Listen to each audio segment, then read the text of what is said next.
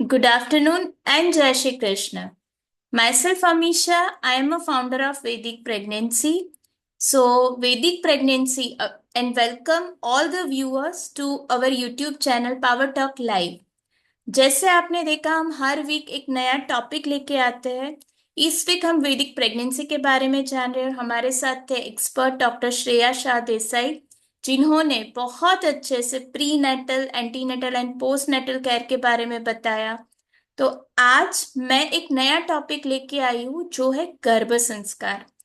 तो all the viewers, before we start today's topic, आपने हमारी यूट्यूब चैनल को लाइक, शेयर और सब्सक्राइब नहीं किया हो तो अभी उसको लाइक करें, अपने फ्रेंड्स और फैमिली में शेयर करें और उसको सब्सक्राइब करना मत भूलना।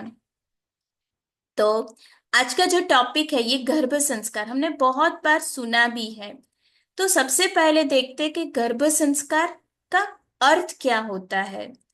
गर्भावस्था के दौरान माँ के विचार, भावनाएं, क्या खाते हैं, उनकी रूटीन एक्टिविटीज, संगीत, श्लोका आदि से शिशु पे गहरा असर पड़ता है। तो इन असर को सकारात्मक और संस्कारित बनाने की प्रक्रिया को हम बोलते हैं गर्भ संस्कार। और गर्भ संस्कार के मुख्य कितने इम्पोर्टेंस है, मुख्य इम्पोर्टेंस क्या है वो देखते हैं। तो सबसे पहला है कि सकारात्मक सोच और भावनाएं। तो शिशु जो गर्भ में है, वो माता के विचारों और भावनाओं को आत्मसात करता है थ्रू डिफरेंट एक्टिविटीज। मंत्र और भजन का श्रवण। तो मंत्र नॉर्मल भी, हम कोई भी श्लोक चैंट करते हैं तो हम उसका इफेक्ट हमारे ऊपर पड़ता है। वैसे वेदों, उपनिषद, रामायण, गीता आदि का श्रवण करने से दिव्यता का संचार होता है। और हम देखें तो सात्विक आहार और जीवन शैली। पौष्टिक और सात्विक भोजन से माँ और शिशु दोनों स्वस्थ रहते हैं। मेडिटेशन, योगा एंड प्रार्थना, प्रेयर्स। जैसे हमने आगे देखा कि फर्स्ट ट्राइमेस्टर, सेकेंड ट्राइमेस्टर और थर्ड ट्राइमेस्टर हमें कैसी एक्सरसाइज करनी चाहिए, वो डॉक्टर श्रेया शाह देसाई ने बताया था। कैसे आसन्स करने चाहिए, उनके बारे में बताया था। वैसे ही तो इससे क्या होता है कि मन और शरीर को बैलेंस करता है ये activities. Next is mythological stories. तो जैसे कि हमने अभिमन्यु की कथा, भक्त प्रहलाद की कथा, शिव पार्वती के संवाद आदि चीजें हमें सुननी चाहिए। अभी गर्भ संस्कार का उद्देश्य क्या है? तो शारीरिक विकास के साथ साथ मानसिक और आध्यात्मिक विकास भी हो, प्लस जन्म से पूर्व ही वो श्रेष्ठ गुणों की स्थापना हो उसमें, और एक संस्कारवान और संतुलित व्यक्तित्व का निर्माण हो। For example, Abhimanyu. अभिमन्यु ने मां के गर्भ में चक्रव्यूह की रणनीति सुनी थी। श्रीमद् भागवत गीता की कथा सुनने से गर्भस्थ शिशु में भक्ति के संस्कार आते हैं। शिव पार्वती में भी गर्भ संस्कार की चर्चा आती है। जो शिव पार्वती संवाद है, उसमें भी गर्भ संस्कार की चर्चा आती है। सो गर्भ संस्कार क्या है वो हमने देखा।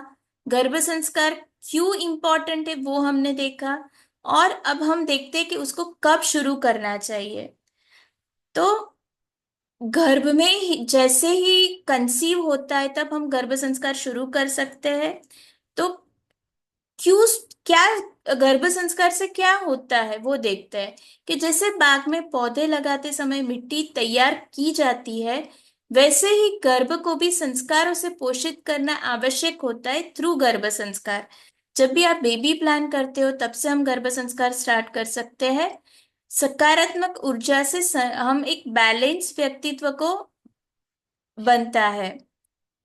सो हम गर्भ संस्कार से माध्यम से एक संस्कारशील पीढ़ी का निर्माण कर सकते हैं। और गर्भा जब भी हम जो हमारे 16 संस्कार है, उसमें से एक ये संस्कार है, गर्भ संस्कार। और जब भी बेबी कंसीव होता है, उसके पहले से हम ये चीज शुरू कर सकते हैं, उसके तुरंत बाद भी शुरू कर सकते हैं। और गर्भावस्था के पूरे 9 महीने तक हम ये चीजें गर्भ संस्कार को as a part of pregnancy बना सकते हैं।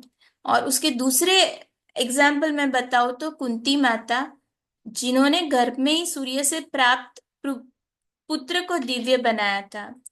अभिमन्यु ने माँ के गर्भ में युद्ध नीति सीखी थी। सो आज का टॉपिक था गर्भ संस्कार के बारे में। तो आपको ये वीडियो अच्छा लगा होगा। और आप हमारी चैनल को अभी तक लाइक नहीं किया हो तो अभी लाइक करें, अपने फ्रेंड्स और फैमिली में शेयर करें, और इसके सब्सक्राइब करना मत भूलना। और stay tune for the next episode. Thank you.